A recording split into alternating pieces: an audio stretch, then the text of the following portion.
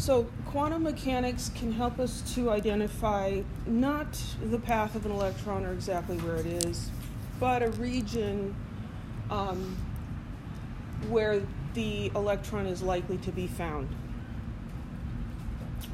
So psi squared is the probability density, the probability of finding an electron at any given point in space. So it's a probability divided by the unit volume. And the shape of that comes from the mathematical equations with those quantum numbers plugged into them. So the s orbital, when that second quantum number is 0, the s orbital is spherical. And so if we look at probability density, we see that it decreases as the distance from the nucleus increases. We could make a plot of this that it would be like a multiple exposure photograph, where you've got the same piece of film and you expose it and you see a dot, and then a second later you expose it again and now the dot's in a different place. You know, that kind of idea.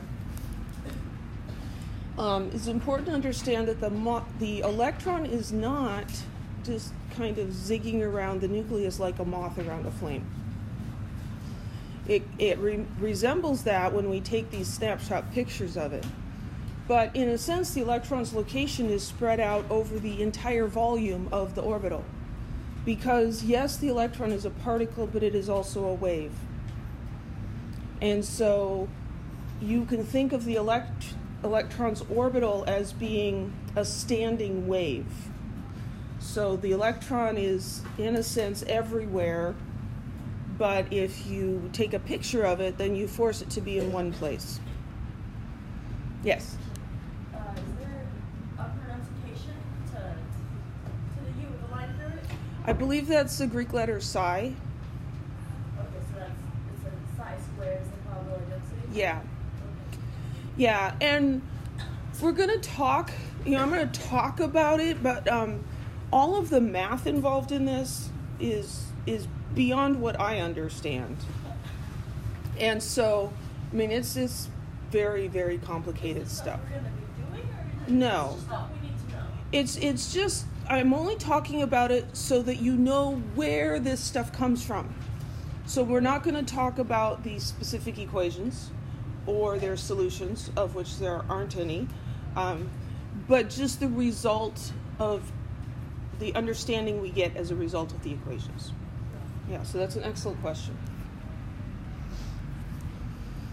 So, a plot like this is a little bit misleading. And here's another plot where we look at the probability density as a function of distance from the radius. So if we look at it this way, then this plot suggests that the most likely place for the electron to be is at the nucleus, but we know that's the one place it isn't. And so there's something missing in this model. And so what we need to do is we need to use what's known as a radial distribution function.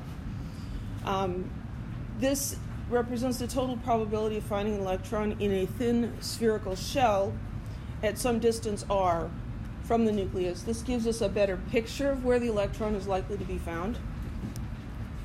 And what this math function does is it takes that probability per unit volume and multiplies it by the volume of a shell at distance r. So as you go away from the nucleus, the volume of that shell is larger, and at the nucleus the volume is 0. So if we take these two functions, they have opposite trends. One is high at r and one is 0 at r. When we multiply them together, we get a better picture of the orbital.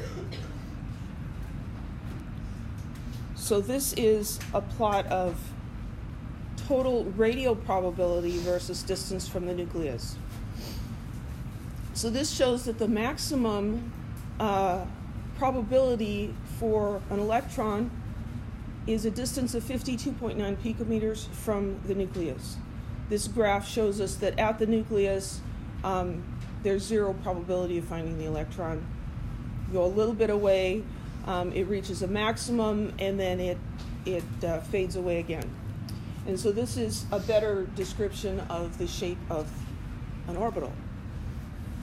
Interestingly, this maximum here is the same radius that Bohr predicted for his spherical orbit of an electron going like the Earth around the sun, an electron orbiting around the planet. He did calculations and he predicted that the radius was 52.9 picometers. But there's an important conceptual difference. In the Bohr model, the electron is always 52.9 picometers from the nucleus because it's traveling in a circle around. In quantum mechanics, the electron can be found at many different radii, many different distances from the nucleus. It's just that it's most likely to be found at 52.9 and distances near it. Could it be found out here at 220 picometers? Yes, it could, but the probability is very small.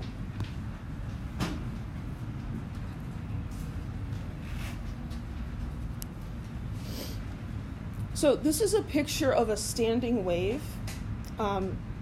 If you take a string that's attached, that's held at both ends, and you vibrate it, you can get a standing wave that sets up on this string.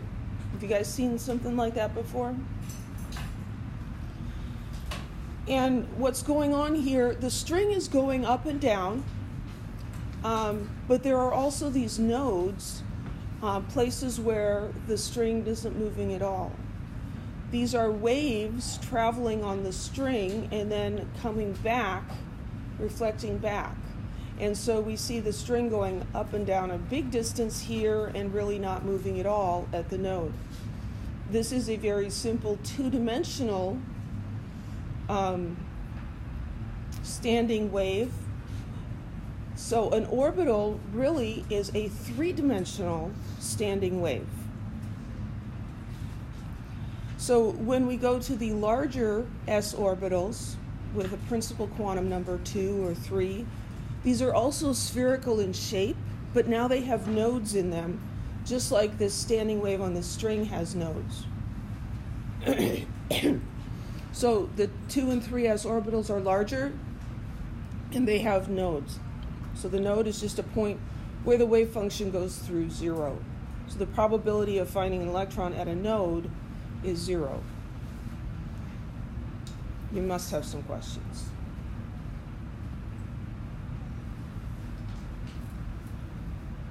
No?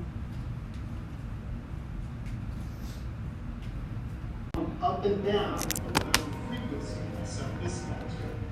When this guy comes up and down, well, he sends a wave. Sends a wave down to this end, the wave reflects, comes back. Now, if I set it to just any old frequency, well, no, so it's sending waves back and forth, but these waves are out of sync, if you like. They're not exhibiting consistently constructive or destructive interference at any one point. But if I set it here, for example, I have what's called a standing wave. That is, the wave that's sent down and reflects constructively interferes with the next wave that comes down right at this point. Now the waves that reflect, that come down and reflect, destructively interfere with the incoming waves right here. And that's called a node. I can touch it and it still is working. So the node is not moving. Here it's moving up and down, and here it's moving up and down. And we'll see that in a second with the high-speed camera. Do you see what the wave's doing? It's traveling down and back. It's just happening so fast that it blurs. Harmonic. It's the second possibility for a standing wave for a string that's held at both ends. Because notice, this is a node, and the middle is a node. So we have 3 nodes for this one. Now, like I said, second harmonic. Well, what's the first one? The first one will be half this number, so 8.5.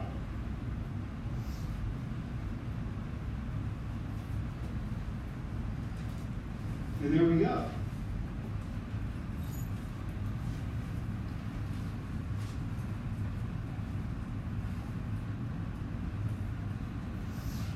It's basically the scenario of a jump.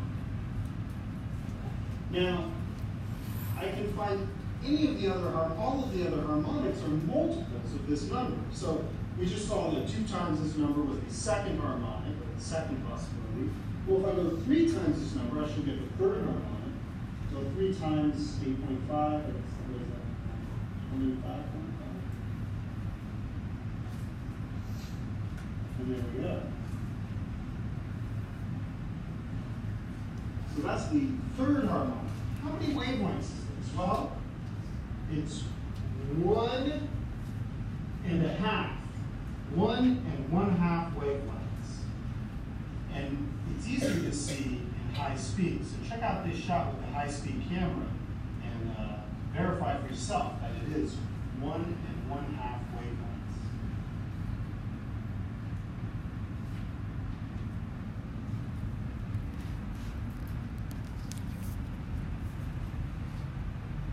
So again, third harmonic, 1.5 wavelengths. Well, let's go to the 6th harmonic. The 6th harmonic will just be double this frequency. So we go up to 50. And there we go. That's the 6th harmonic. Beautiful. And it's 6 times the fundamental frequency, which we measured in the beginning to be 8.5 hertz. So check this guy out. We have 1, 2, 3 wavelengths. So this is like the orbitals. So the 1s orbital doesn't have a node.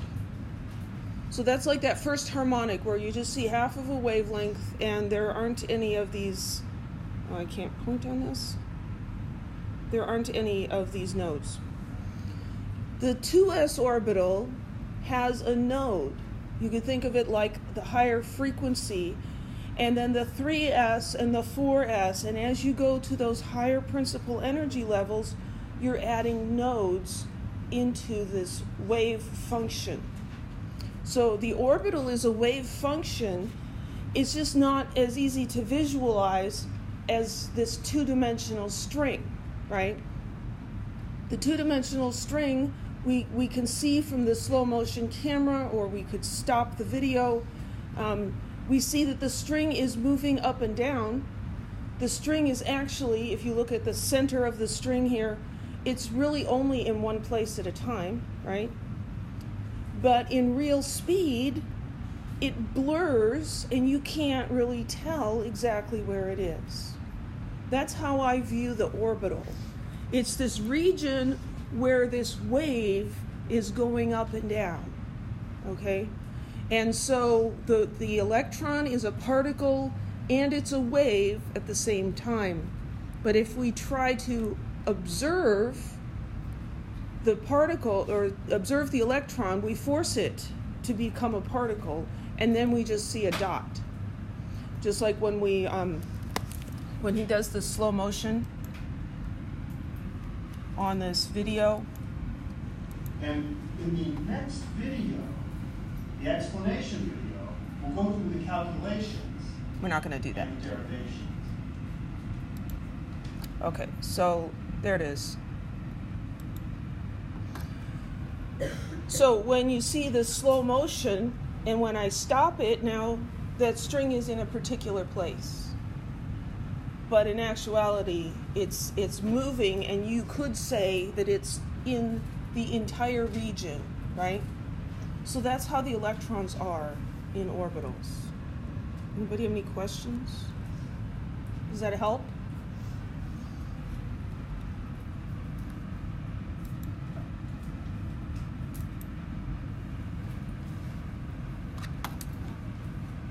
So when we go to the 2s and the 3s orbitals, now they're still spherical, but now we're getting nodes, just like we saw the nodes on that string. Great computer issues. So if we look at the probability density graph here, again, we see this really high probability at the nucleus, which we understand is not how things are, and that's why we use the total radial probability. And so for the 2s orbital, it's got this hump here and a node and then a bigger hump out here. The 3s orbital has 2 nodes in it. It's got 3 humps. Overall, though, it's still a spherical shape. It's just that there are some places in the middle of it that there's no probability of finding an electron. So it's like a standing wave on a string, but 3-dimensional and a crazy shape, right? I can't visualize how that would be, but because I can see a string moving up and down, I'm like, okay, I'll go with that, right? We'll leave that stuff to the physical chemists. So each principal energy level, each quantum level, 1, 2, 3, 4, etc., has 1 s orbital. Because the s orbital is what we get when that second quantum number is 0. This is going to be the lowest energy orbital in that principal state. It's spherical, so s and spherical go together nicely. And the number of nodes would be the level minus 1. I'm not going to hold you to that one. Then we've got the p orbitals. So this is when that the angular momentum number is 1.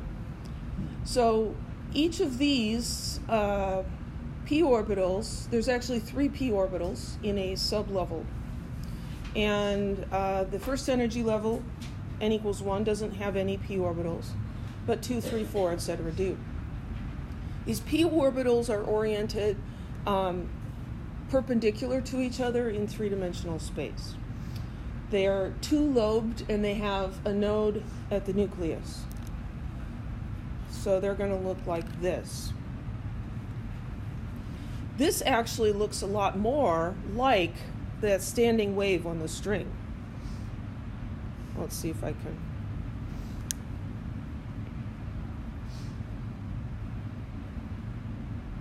Right? So if this is the end of the string and there's a node in the middle and here are the strings going up and down. Can you imagine that? The radial probability versus the distance, we get this maximum in here and then it tapers off. So this dot representation would be if we're taking pictures of where the electron is, we get a probability distribution. We see that it's never at the nucleus, but it can be on this side and it can be on that side. So because the electron is a wave, it can be on both sides of the nucleus at the same time without being at the nucleus. Just like this string is everywhere over here and essentially nowhere at the node. That make sense? Yes? Will the X be at horizontal and the Y be at a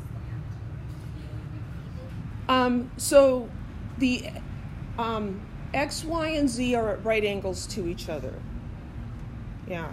Now, as in terms of, well, exactly how is the X oriented to something else around it? That's irrelevant because the atoms are moving, right? And they're rotating and stuff. So these are just orientations of the 3 orbitals relative to each other. Any other questions? So just symbol-wise, for that cursive L, Mm-hmm. that is the same thing as the number of nodes. But is that the symbol for node? Isn't that going to be the same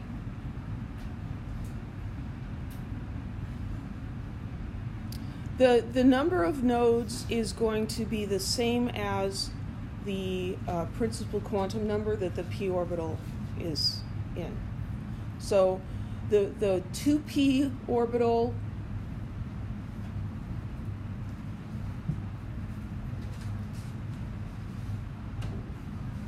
that's not quite making sense to me.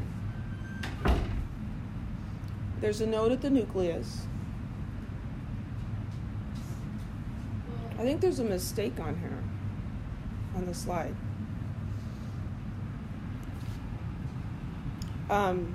Because there is no n equals 1 p orbital. The first one is the second level.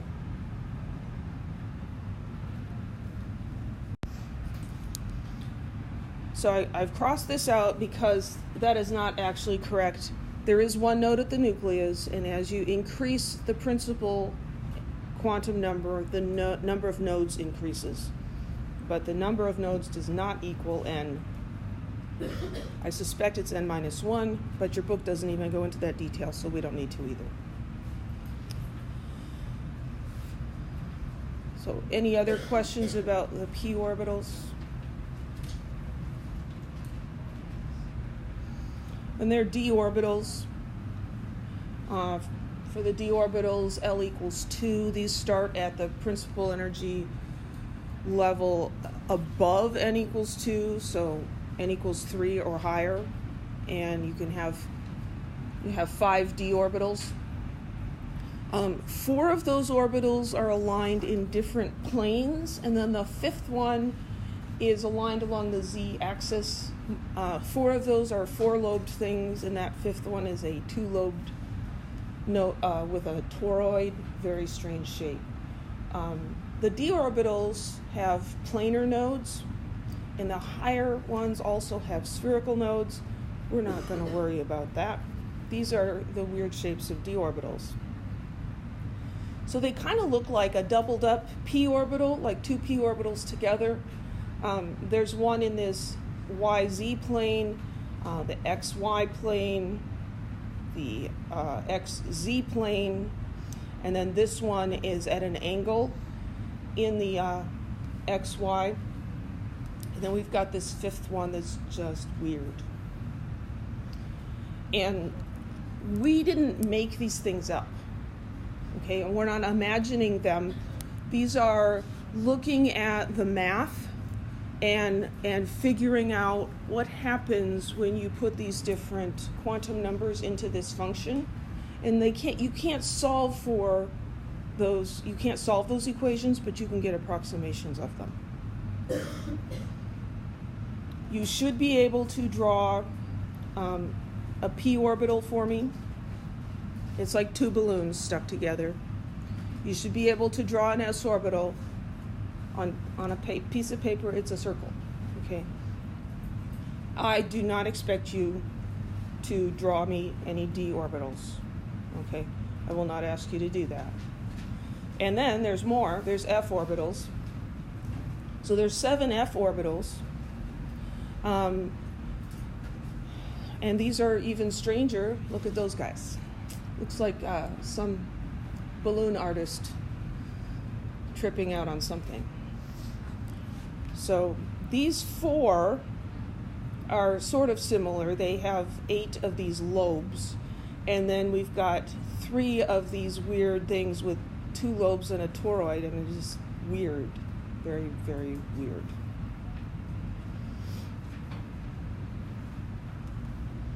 So orbitals are determined from mathematical wave functions. We can think of them like a standing wave on a piece of string.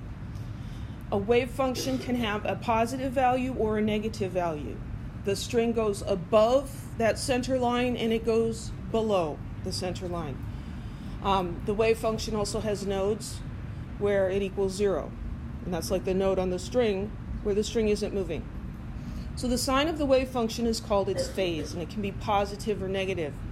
When orbitals interact, their wave functions can be in the same phase and constructively interfere, or they can be opposite phase and destructively interfere. And we're going to look at that in another chapter about bonding.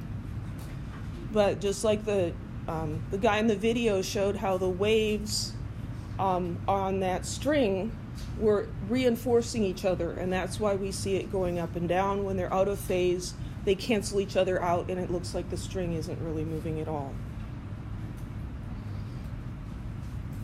So for an s orbital, that's hard to think about. Let's think about the 2p orbital first. So the p orbital looks a lot more like a standing wave on a string. One of these lobes is positive and one's negative. The s orbital will kind of be either positive or negative. Again, thinking about it as a piece of string becomes a little difficult.